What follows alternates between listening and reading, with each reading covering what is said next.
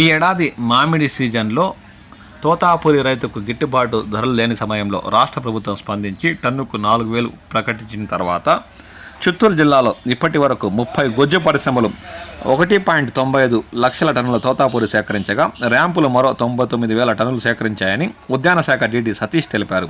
మొత్తం 2.94 లక్షల టన్నుల కాయలు కొనుగోలు చేసినట్లు చెప్పారు. ఇప్పటివరకు కోతలు చిత్తూరు జిల్లా పరిధిలో 80 నుండి 85% పూర్తయ్యాయని ఆయన పేర్కొన్నారు.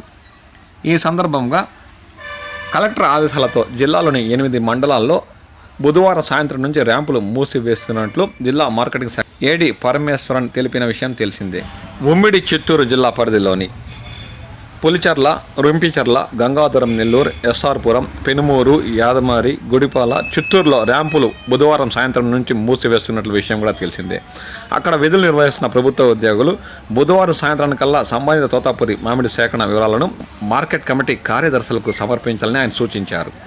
బుధవారం సాయంత్రం నుంచి ర్యాంపులు మామిడికాయలు తీసుకొస్తే రాయితీ నగదు ఉండదని ఆయన ఈ సందర్భంగా పేర్కొన్న విషయం కూడా తెలిసిందే.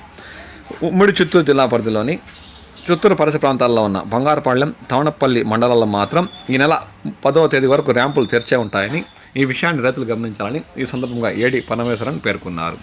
మామిడి రైతులకు రాయితీ కావాలంటే తవణపల్లి, బంగారుపాళ్యం మండలాల్లోని ర్యాంపులు తరలిస్తే అక్కడ సబ్సిడీ టన్నుకు 4,000 వచ్చే అవకాశం ఉందని ఈ సందర్భంగా ఆయన వ్యాఖ్యానించారు. ఈ విషయాన్ని రైతులు గమనించాలని ఈ సందర్భంగా ఆయన కోరారు.